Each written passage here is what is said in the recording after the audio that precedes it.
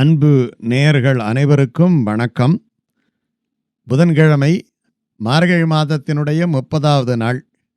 வங்கக் கடல் கடைந்த மாதவனை கேசவனை என்று ஒரு பலச்சுருதியாக திருப்பாவையை ஆண்டாள் நிறைவு செய்கின்ற நாள். இந்த நாளுக்கு எத்தனையோ விசேஷம் இருக்குது. முதல்ல இது புதன்கிழமையாக இருக்குது.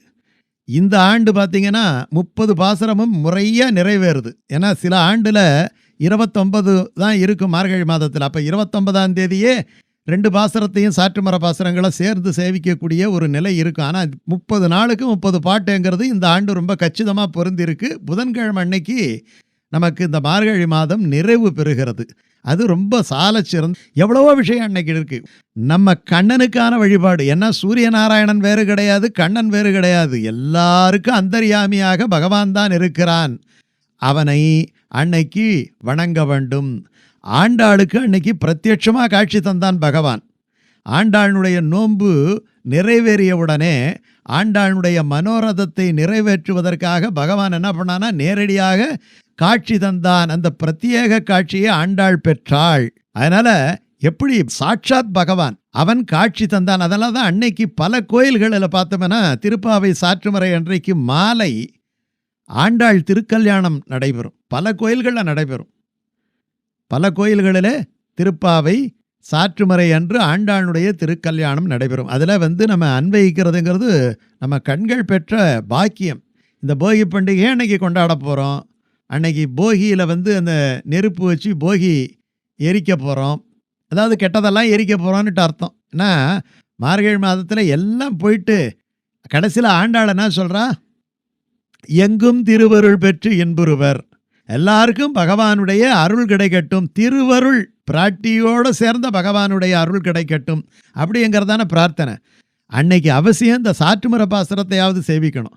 வங்க கடல் கடைந்த மாதவனை கேசவனை திங்கள் திருமுகத்து சேயிழையார் செஞ்சிரஞ்சி அங்கு அப்பறை கொண்ட வாற்றை அணிபுதுவை பைங்கமல தண்தெறியல் பட்டர்பிரான் கோதை சொன்ன சங்கத் தமிழ் மாலை 30 தப்பாமே இங்கு இப்பரிசுரைப்பார் 2 மால்வரைத்தோள் செங்கண் திருமுகத்து செல்வத் திருமாலால் எங்கும் திருவருள் பெற்று சமஸ்த லோகோ சுகினோ பவந்து சர்வஜனோ சுகினோஸ் பவந்து அப்படின்னுட்டெல்லாம் வடமொழியில் சொல்லுவாங்க. எல்லா மக்களும் இன்புற்று இருக்க வேண்டும்.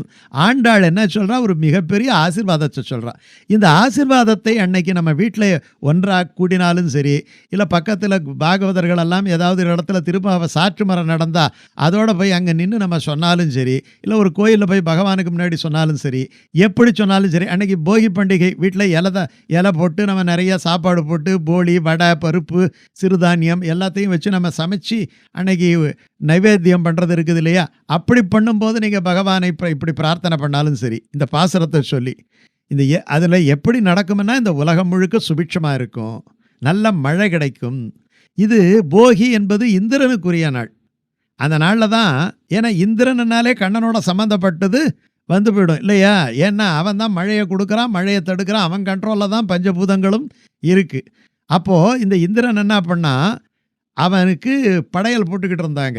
பகவான் கண்ணன் கோவர்த்தன மலைக்கு படையல் போடுங்கள் என்று சொன்னவுடனே அவனுடைய ஆணையை கேட்டு அந்த மக்களெல்லாம் கோவர்த்தன மலைக்கு படையல் போட்டவுடனே இந்திரன் இந்த பகவான் தானே செய்கிறார், நமக்கு நல்லது நமக்கு வேண்டியதை செய்வார்னு நினச்சி சும்மா இல்லாமல் அவன் என்ன பண்ணான்னா, ஒரு பெரிய மழையை வரவழைத்து ஒரு 7 நாள் விடாமல் மழையை பெஞ்சான். பகவானிடத்தில் போய் முறையிட்டவொடனே, எந்த மலைக்கு நீங்கள் உணவிட்டீர்களோ அந்த மலையே உங்களை காப்பாற்றும். ஏன்னா அதுக்கு ஆதாரமாக இவனே தன்னுடைய சுண்டு விரலாலே கோவர்த்தன கிரியை தூக்கி அவர்களை எல்லாம் காப்பாற்றினான். அது எப்படி காப்பாற்றினான்ங்கிறத சொல்லுகிற ரசம் இருக்குது பாருங்க.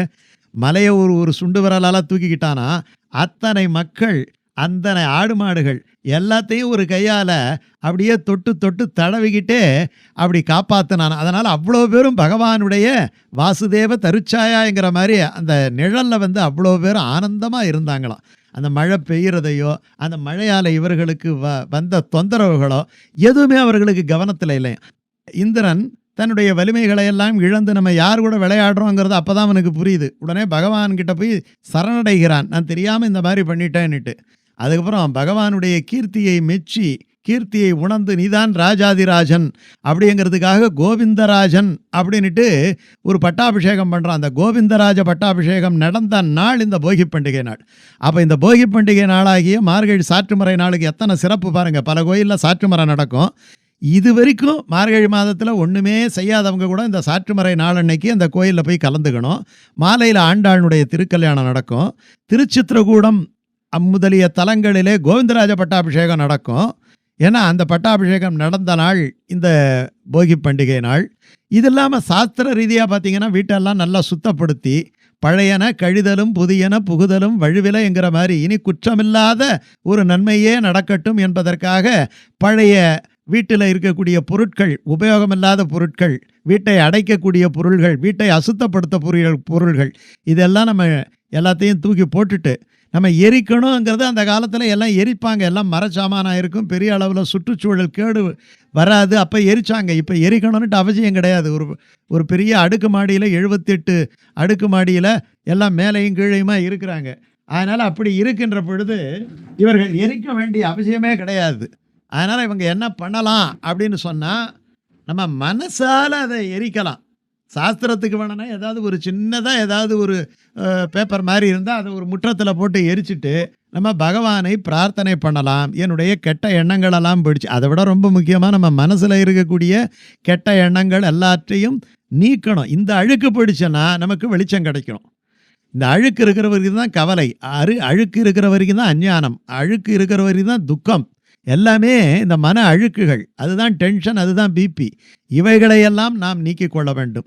உலகத்தில் உள்ள எல்லாரும் நல்லா இருக்கணுங்கிற மனநிலைக்கு வந்துட்டாலே நம்ம நல்லா இருப்போம். அதனால தான் ஆண்டாள் ரொம்ப ஜாக்கிரதையாக இந்த இடத்துல சொல்கிறா, எங்கும் திருவருள் பெற்று இன்புறுவர்.